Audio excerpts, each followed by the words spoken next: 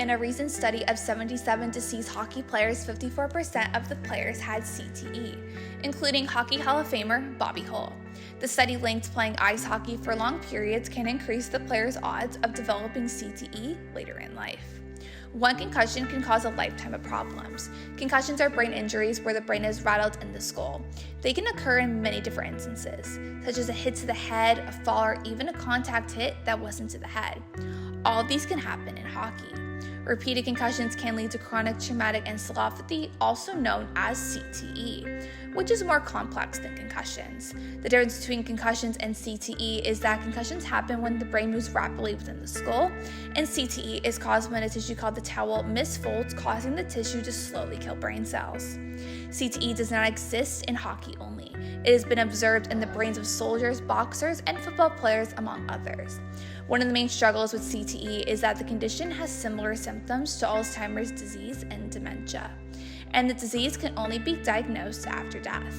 This makes it hard to track.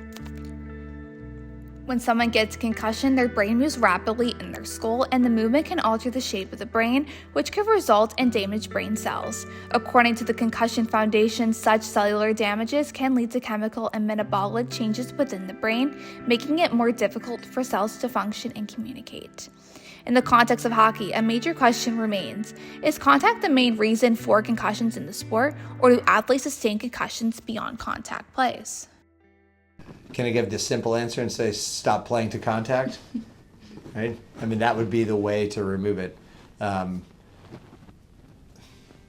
mean, it seems like there are more rules governing violence in sport broadly, right? And I think we're starting to see those changes within hockey also. And until you remove contact, until you remove violent collisions from the sport and the activity, you're not going to be able to remove the risk. I think there's a very big misconception on you only get concussions by being checked.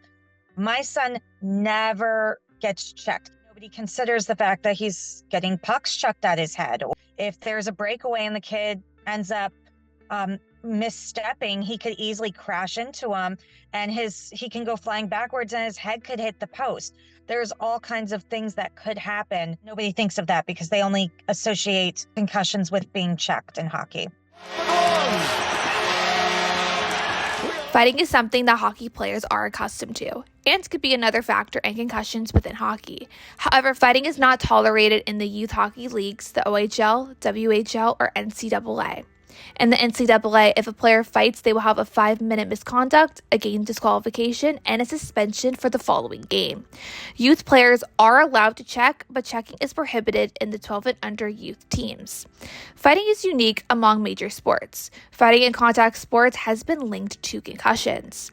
Despite the league's attempt to clean it up, many people think that fighting is a necessary aspect of the North American game. I think of the situation where, Wayne Simmons and I collided and he hit my chin. I was looking one way, he was looking the other way, and just kind of both ran into each other, and I don't know if there's anything we can really do about that. I don't even think it's necessarily a penalty on him. Like, he wasn't intentionally trying to do it either. So at the same time, I think there are little things, obviously being protective of how you're hitting, where you're hitting. I think they're doing a good job as far as like trying to take out blindside hits and any contact to the head, through hits are being penalized more than what they used to be. I think there's definitely, a swing that way, but at the same time, I think there are instances where, there's not a whole lot that you can do in those situations.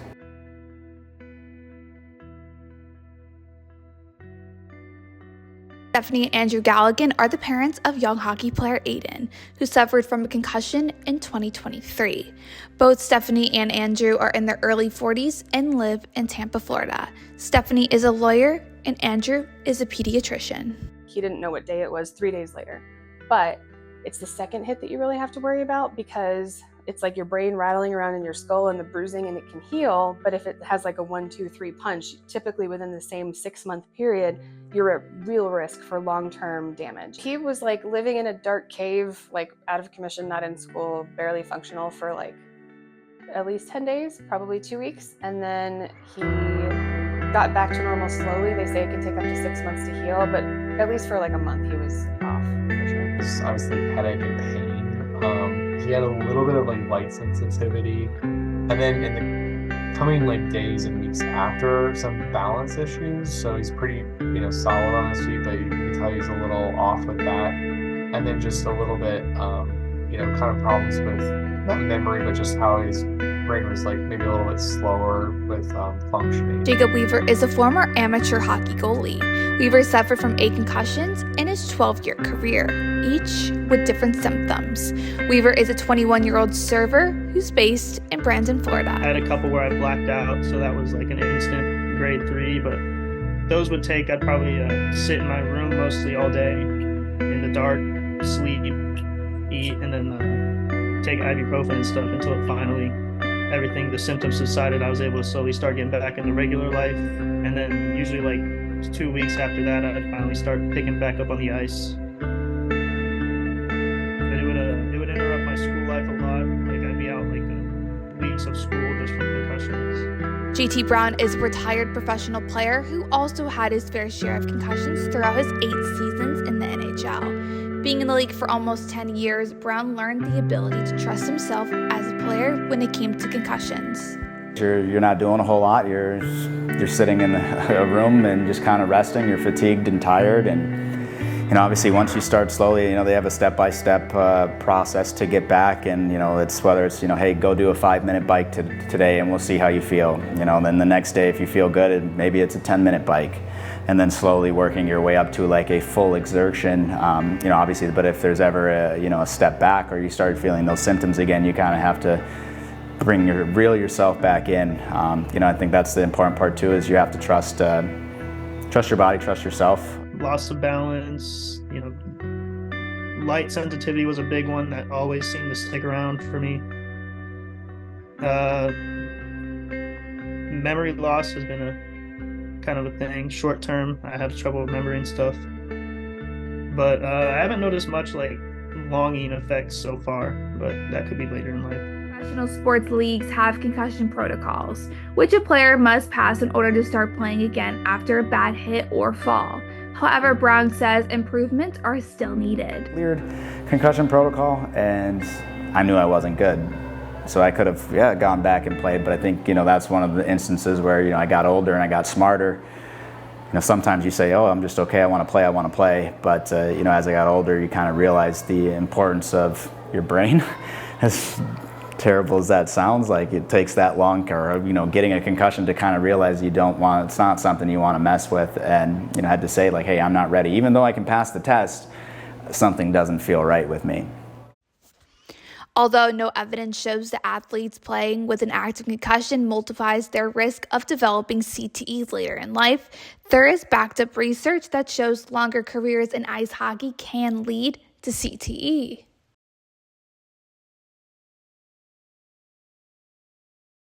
Dr. Robert Cantu is the current neurosurgeon at the Concussion Center at Emerson Hospital in Massachusetts. He has been treating and studying athletes with head injuries for about 4 decades, and he co-founded the CTE Center at Boston University. Chronic traumatic encephalopathy is defined by an abnormal protein called tau, a hyperphosphorylated form of it, that is toxic to axons and nerve cells and causes them over time to disintegrate and die. Once CTE starts occurring, meaning this hyperphosphorylated tau starts forming within the brain, in most people's brains, we think it's progressive and continues, and over time gets worse, and over time can cause death. Though CTE cannot be officially diagnosed until after death, a person's behavior can be informative, as Sarah Kribis, a clinical assistant professor at the University of Florida Department of Orthopedic Surgery and Sports Medicine, explains. The most common symptoms are definitely the behavioral changes. The first kind of initial symptoms are similar to concussion, where you can get kind of difficulty concentrating or some kind of mood kind of destabilizing, where they're more anxious or feeling a little bit more depressed. Concussions can be inevitable in life.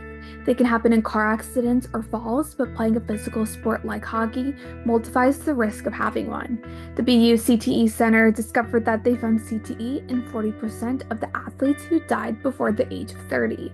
So what can be done to improve player safety? Once you acknowledge that there's the potential inherent risk or that there's a problem, once you acknowledge it, then you can start to do something about it. Educating not only the athlete, but also educating coaches, educating, like athletic trainers, parents, like all of that is so important. Knowledge of repeated blows to the head that can lead to repeated injuries to the brain, right? And what sort of symptoms might people need to be looking for to first acknowledge that there's a potential concern with a brain injury, and then second, be willing to then sit out the amount of time that's required to let the brain heal. In the 21st century, the National Hockey League has started to take proactive steps to equip its players and coaching staff to detect signs of concussion more effectively. In 2019, the NHLPA curated a concussion awareness video. It's like a video that everybody has to watch, kind of going over the signs of concussion, what the process to get back to play will be, but as far as, that's usually pretty much it. There's a couple, they have placards around, different rinks and stuff, like in the locker room that's like asking, do you have concussion? Are these your symptoms type thing? But a lot of the communication is, after a hit and then going through and talking with your medical staff and kind of just running through the checklists. In youth hockey, some education about concussions happens through documents sent to parents. Tracked, and it lists all the club rules and expectations of the players. And you'll have medical forms, and there's I believe it's a 2-page form for like concussion awareness. A serious lack of education. Usually at the beginning of the seasons, coaches talk to parents, and it's a prime opportunity to present them with information. And I know it's a lot, and everybody's just so excited to get out there and start winning games, and you get really caught up in the hype of it. Unless you have a really good coach, specifically for us, it was a goalie coach that was aware of it being an issue. You don't have much support from like the coaching staff or rink facilities or managers or anything like that. It's kind of, it sounds mean, but it's like they don't seem to think it's an issue.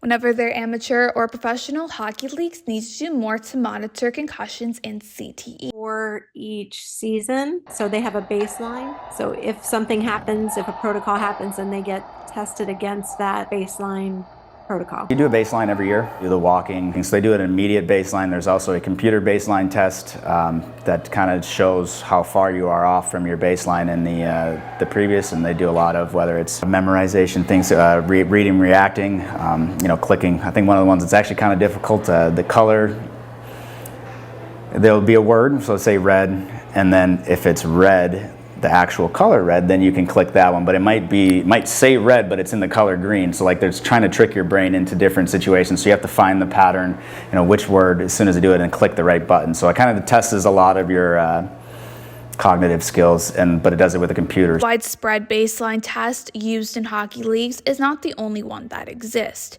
Several tests can be done in a doctor's office, like the Sports Concussion Assessment Tool.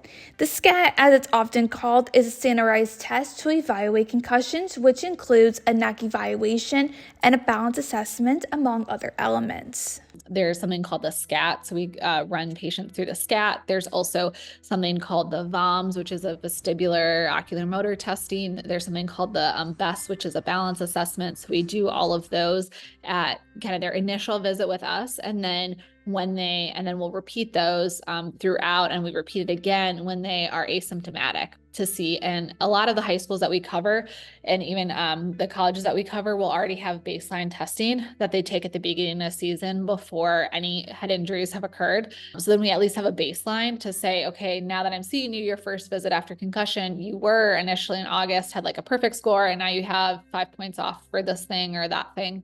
Unsurprisingly, considering its status as the premier professional hockey league in the world, the NHL has some of the most thorough concussion education among North American hockey leagues.